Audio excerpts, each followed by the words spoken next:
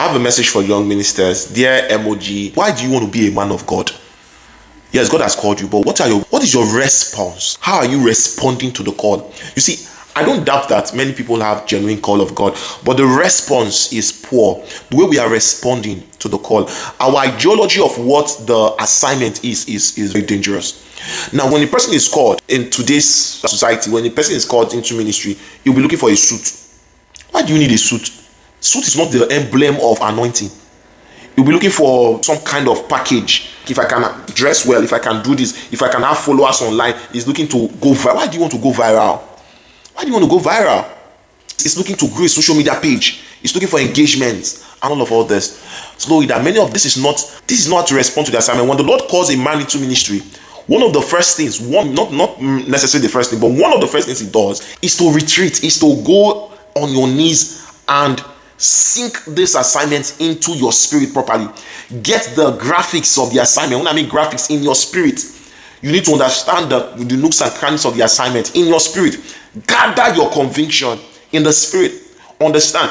Then we'll now begin to talk about how you go into team building men for the Lord, gathering the stick for the roast, and all these things. We are not called into the ministry for the sake of influence, of aesthetics. I will have 5 protocol following me. What is your prayer life like? I will have this kind of auditorium with a big screen.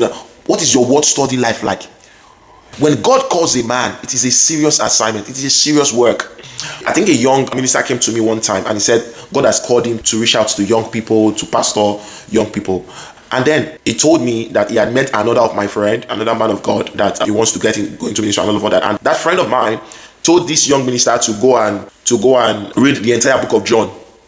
So this guy came to me and said, man of God, I met your friend, Pastor XYZ, and he said I should go and read the entire book of John. Can you imagine? How can I read? Why is he wicked like this? Look at how he's being hard on me that I should go and read the whole book of John. I was just dropping like, what? Who is this guy? I asked him, did you say God called you? He said, yes, God has called him. He's so sure he heard this, he did that. What? And then to read only John. Is that the only thing he told you to read? He said, yes. I said, you have met the wrong person. I think that guy is the right person for you. Do you know what I was going to tell you to read? Do you know what some of us have read? Only John. And you are called to the ministry and they told you to read only John. You are complaining. Many of us want to do the work. Ministry is work. Ministry is not source of income. Ministry is not an empowerment scheme that you come and then you get financially empowered. Don't enter into ministry, even though God has called. Don't begin to think about the affluence and the money. Some of us, the moment we begin to get certain results, we are thinking of the next car to buy, thinking of the next Tosedo suit or the next wristwatch or something. This is not what ministry is about. You need to sit down and get into a retreat and study the word. You need to buy books. If God has called you, hello sir, dear emoji. If God has called you, go and buy books. You need to buy books. If I ask you now, you say God has called you into the healing ministry. If I ask you, name 10 ministers that have worked in the healing ministry in the past, within the past 50 years. So only 10 are struggling. Oh, God has called me to be a prophet. If I ask you now, what are the majors of prophecy? What are the major things you need to know about the prophetic? What are the hindrances of the prophetic? Well, give me 10 generals of the prophetic within the past 50 years. You are going to struggle. God has gone into relationship to mentor young women and all of that, to mentor young men on relationship. How many relationship books do you have, sir? What have you done in terms of your study? What are your archives like?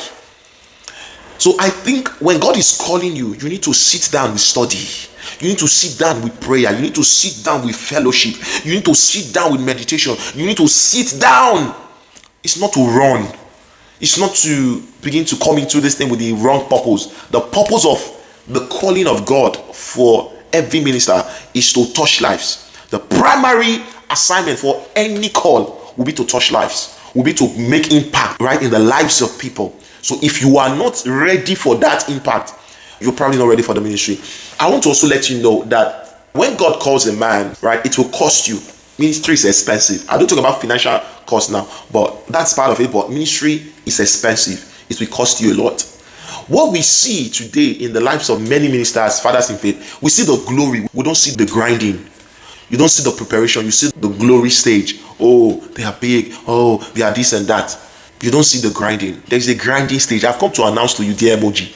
There is a grinding stage. There's a stage where you will go without food for maybe some days. You will fast and pray. Yes. There are stages where you will sleep in the cold. You understand? I've heard many men of God that said they had to sleep in the cold. Some of us, we've also slept in the cold, right?